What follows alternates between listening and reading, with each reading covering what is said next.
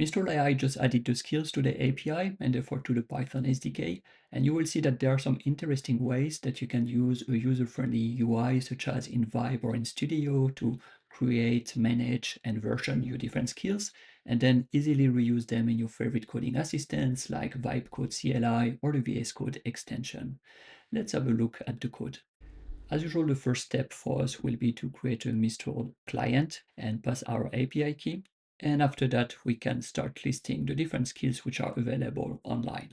So we use mistral.beta.skills.list. We get a list response, and we can extract a list of all the skills by accessing results and data.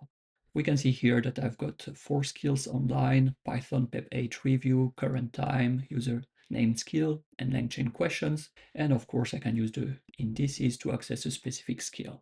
What you notice, however, is that I don't have access to the definition, because if we have a look here in the list, we can see that definition is always equal to none by default, and therefore it is not displayed here in my dictionary. If I really need to access the definition, which is often the case because it will contain the main trigger for the skill as well as the skill body, I need to provide the list of fields that I'm interested in, such as definition in that case. Looking at the same skill as before, we see that now there is a definition which is provided. However, I'm losing the ID, the name, a lot of other fields, and sometimes there are also some values that can be misleading, like the latest version is displayed as 0, which does not make sense, especially if you compare with the version number that can be higher than that. So the best way for you to overcome this limitation is to request all the fields at once, like this. And by doing so, you are sure that you are getting all the values, but also the correct ones, nothing which is misleading. There is another way which can be a bit easier when you are interested in the specific skill, and this is the get method from the Python SDK. In that case, you need to provide the skill ID, which you can find in the previous step. So you can request a simple list and just check the different IDs and names until you find the ID that you are interested in. Or of course, you can still go back to Vibe or Studio. You open the skill that you are interested in, and you can find in the URL the ID for that specific skill.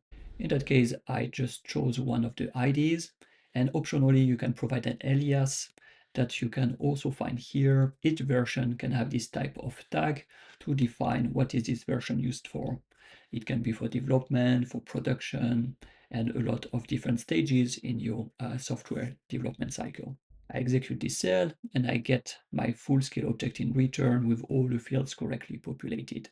If I don't know the skill ID, of course I can check it by name, and I start by getting the list as we did in the previous step. I access result and data to get a list of all the skills, and then I can just loop through them until I find the name that is matching the one that I'm interested in. Once I found it, I can extract the skill ID and I can pass it to the get method to get the complete skill object. Let's execute it, and we see that first it could find this name within my list. The corresponding ID is equal to this one. It was passed to the get method, and then I got my entire skill object in return. Another thing that you can do with the Python SDK, of course, is to create a new skill from scratch. You will just need to import the skill definition object, which is like every class within Mistral AI.client.models. So I'm using here the create method. I provide the name of the skill that I want to create. This is a dummy one. I just called it tutorial skill. And within definition, you are going to create an instance of this skill definition and provide both a description, which is the text that will be used to know when to trigger that skill. So be careful about what you write. Don't write a dummy one like me. And the body, which are the full instructions for that specific skill. Optionally, you can also provide a list of aliases if you are interested in that. In this case, I say that this is for development purpose. I execute it, I get my skill object in return, and I can also check in Studio. I refreshed my list of skills and I can find here my tutorial skill. I can find also the alias, which is correctly defined. Here, that was the body, and we can also find here the description. Whenever you can create something with a SDK, of course, there is also the option to delete the similar object. And of course, you are using the delete method for this. You just need to provide the skill ID. In that case, I just want to delete this dummy example from the previous step. So I'm using this new skill object. I extract the ID from it, and I just execute the cell to delete it. Let's have a look in Studio to make sure that it was correctly deleted. I will refresh, and now I can see that I'm still getting a list of 4 skills, so the 5th one was correctly deleted. And finally, one of my favorite use case for this Python SDK skill endpoint is to be able to recreate all my online skills for my coding assistant. So both for the Vibe CLI, but also for the VS Code extension, which means that with the Python SDK, I can look through different skills, extract their content, and then create the files directly on my drive in this specific folder that contains all the global skills that I can access in all my coding projects. I've already provided the code here on Reddit, but we can quickly check how it works. I define 2 functions. The first one is to download a skill, and the second one is to create the files on our drive. If we check this download skill function, this is exactly what we have done in the notebook. So first we get a list of all the skills that we have defined online. After that, we look through all of them until we find the one that has the name we are interested in, and we extract the ID that we can provide to the get method to get the full skill object, which we return. After that, we can go to the second function, which is to create the files on the drive. So we use this skill object to extract different parameters and just write the files accordingly.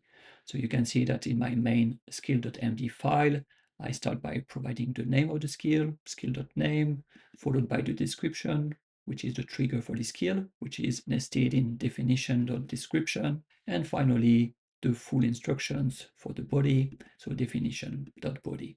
It's extremely simple so far.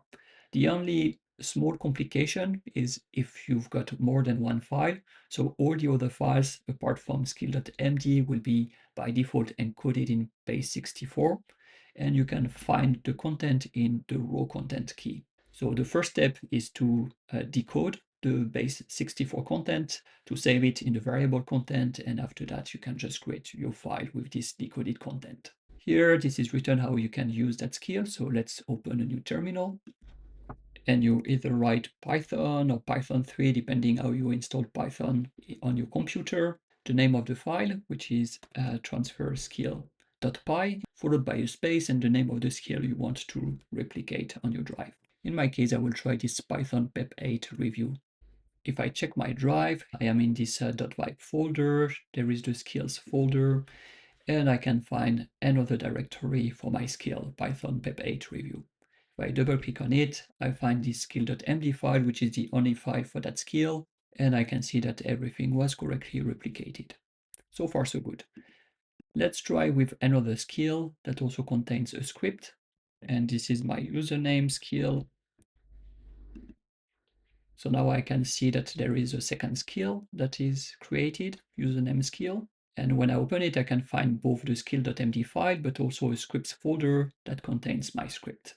Of course, when I tried to use the skills in the Vibe CLI, there was an issue, and I noticed it's just because I wanted to have everything nice and aligned. It created an incorrect indentation in the skill file. So I will just need to fix it like this. Save, and I will also manually fix my skill to remove this extra indentation. And now it will be officially recognized as a skill in the Vibe CLI. Open a new terminal, I launch Vibe, and I check, yes, my skill is correctly recognized. And now I will ask rename my class and provide snake case instead of Pascal case, which is recommended by pep8. Let's say customer class. We can see that the Vibe correctly understood the assignment, used the skills, and now recommended to use this Pascal case. That's everything I wanted to show you about the skills today, how you can create them, delete them, list them, and so on. But more importantly, how you can easily replicate them and make them available in your coding assistant. I will see you in the next video. Bye bye.